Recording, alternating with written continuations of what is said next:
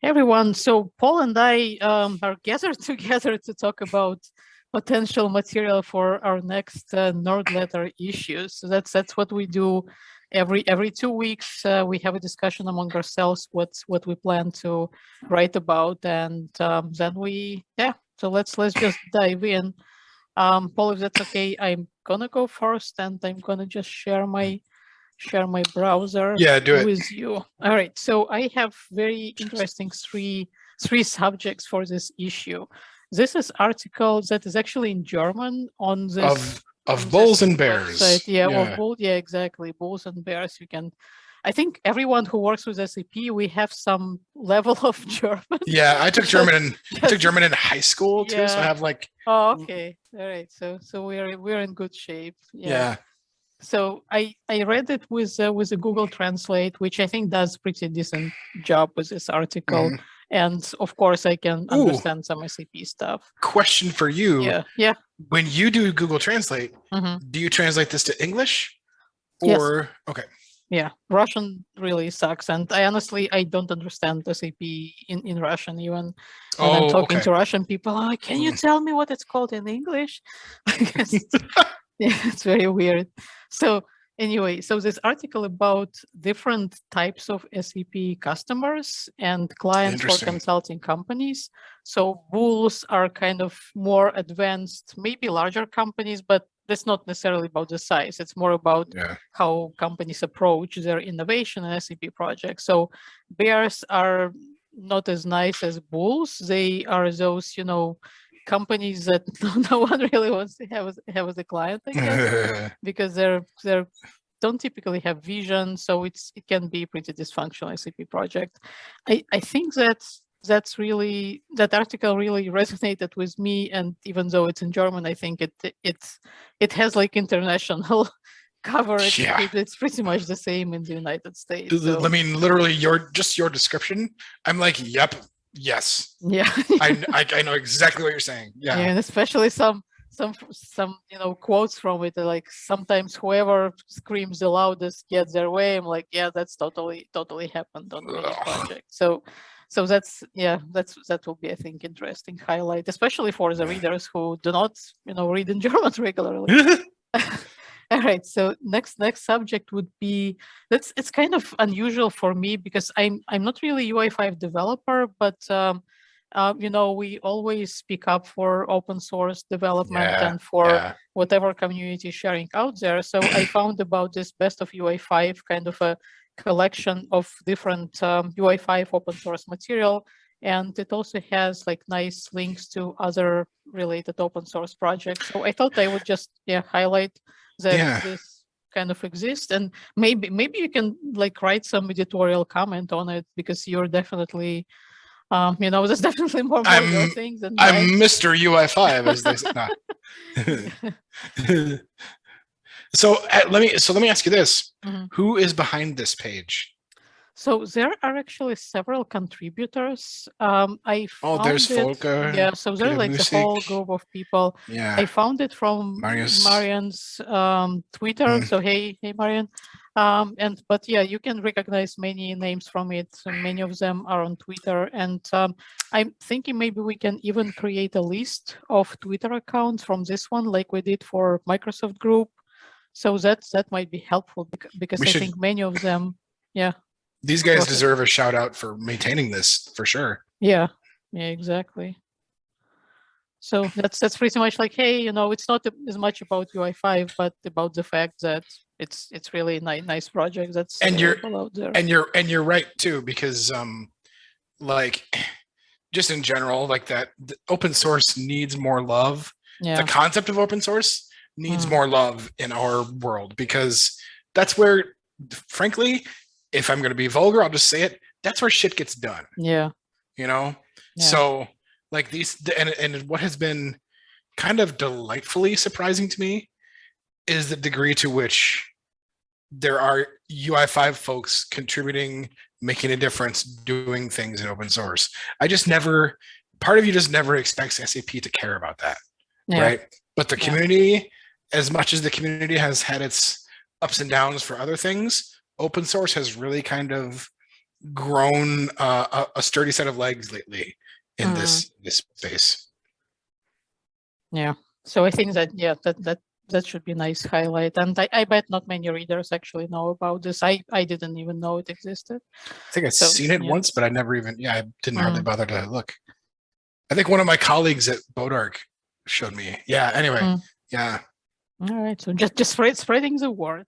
Yeah. Spreading the good word. All right. And my third one, it's kind of about design. This is just my kind of starting point for thinking about it. I found about this SAP design talks, and I was hoping for more information from this website. It's a designated website that they have. They have the whole bunch of videos here, but these are really, really short. These are like 3-minute videos. I thought that those would be actual talks, like TED Talks maybe, but this seems to be more like just trailers for it or promos. Right. They're super short, 3-4 minute stops for each one of them. From what I understand, this information here is pretty vague, but from what I gathered, those talks are happening like internally at SAP. I have not found any public materials other than this page and a couple of blogs, but I just quickly browsed through some of those videos, and I think just a general idea that design has a lot in common with software development that definitely resonates with me. And I think many of those speakers also had some good thoughts about UX design in particular, which is becoming more and more prominent subject in SAP world for some strange reason all of a sudden. So yeah, I thought it would be just good to just again inform people of existence of this SAP design talks, and I mean, would be nice of SAP to share more publicly, because I would be definitely very, very interested in look at the names. Yeah, those are cool names. Yeah, total powerhouse. There are like big SAP customers. There is like Amazon, like Ubisoft. That would be super interesting. There is Barry Katz. That's like he's like professor. So it's just very, very interesting group of people. I would be super interested in hear them talk. So I know. Oh, SAP, please, don't be shy. Sharing is caring. So that's my third one, kind of just development and design in general, and some thoughts around this. That's cool. So okay, but before we release you, before we release you, so I mean, we've all heard of TED Talks, right?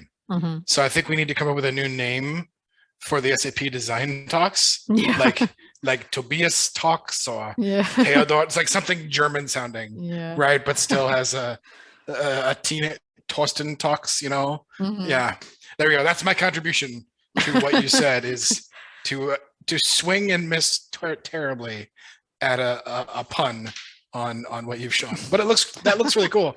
And of course, from the pedigree that we both share, mindset, I mean, it's of course a very relevant thing. And plus, like you said too, it's like the rest of the world is finally getting it, right? Or the rest of the SAP world is finally getting it. I think. And so I think I'm just interested in design personally as a individual, but when I started reading a little bit more about it, and it's not like I'm buying books about design or something. I'm just whenever I see an article, I try to read it, see if it's interesting. Right. I actually found a lot of interesting ideas and thoughts, even in like industrial design or commercial design or any types of design that has nothing to do with UX or even software development. So I think that's what developers should do, like read more about other stuff. Makes you better developer too. Yeah, it really does. Yeah. All right. So okay, over to me. All right. Let me share, because I thought I might do something go for it here too. Because I was at SAP Insider. And I ran into somebody who is a big fan of the newsletter, Shai Sinai. I think I told you that. Yeah. And one of the things he was like, how do you guys come up with what to write every time? Because you guys, like, we have a very consistent schedule, and sometimes it may not seem like much per day, but like when we do every 2 weeks and we put out 6 things, that's a fair amount of work to do what we do, you know? And so I was like, well, you know, here's some of the things, but I thought maybe real quick, a minute or two, I would show, because I'm not sure you've seen my process either. My process of like looking at materials and kind of winnowing down what is curious to me. So I'll do that. And then I keep my stash of what I might do in this tool too. So anyway, so this is Feedly.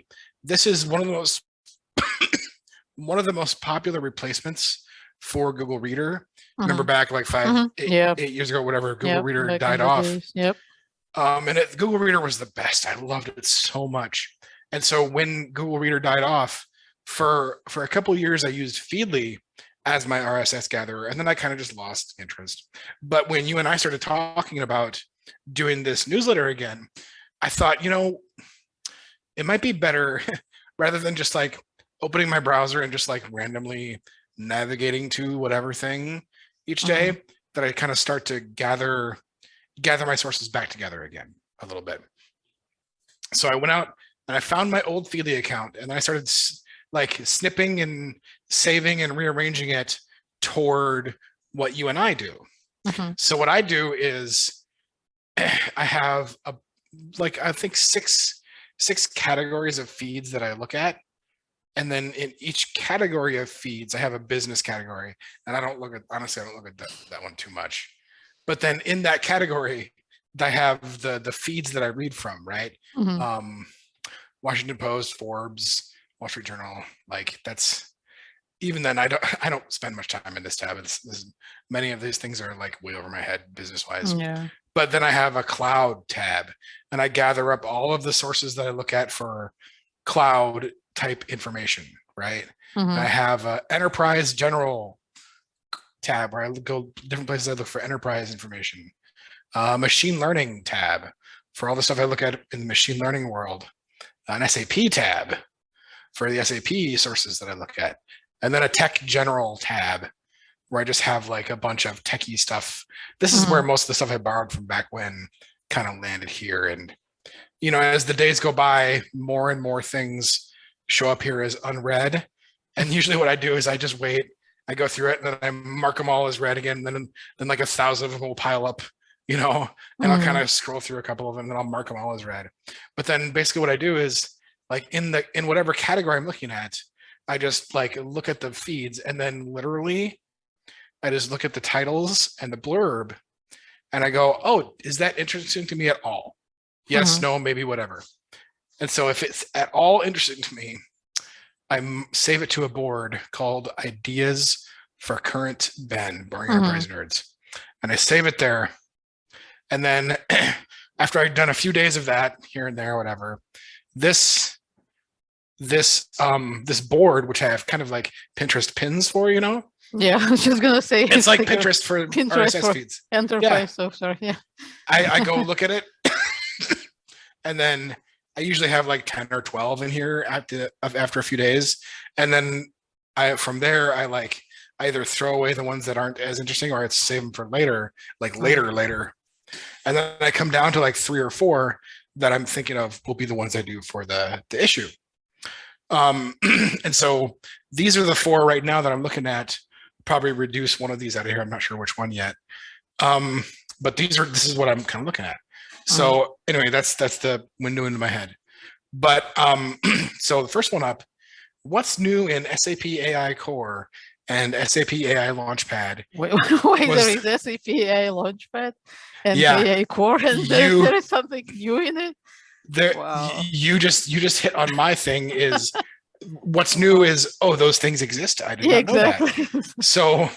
So part of what this one will be for me is like, what are these things? Yeah, I didn't know there was such a thing as SAP AI Core. And as I kind of poked it a little bit, I definitely get this sense of like looking at what's in there and what they'd use for things. I'm definitely curious as to like, just like all of the kind of most recent BTP stuff. In my head, I'm like, what is the adoption of these tools?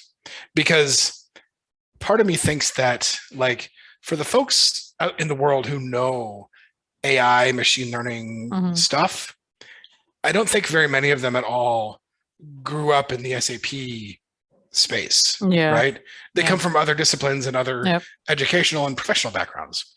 So to use an SAP solution for packaging together like AI pipelines and scenarios and services, it feels like a weird step, because I don't think many of the people who are talented and working in this stuff would use SAP as their aggregation point for those things. They would be using probably other cloud services or specialized AI services for that stuff. So I'm very curious, is the adoption anything here? Like, who's actually using this, right? Yeah, I think that does not deter SAP from doing stuff like that It's for just some reason. It's one of those curious things of like, Mm. I just don't quite understand the value proposition that. And of course, the same thing with the Launchpad, the AI Launchpad.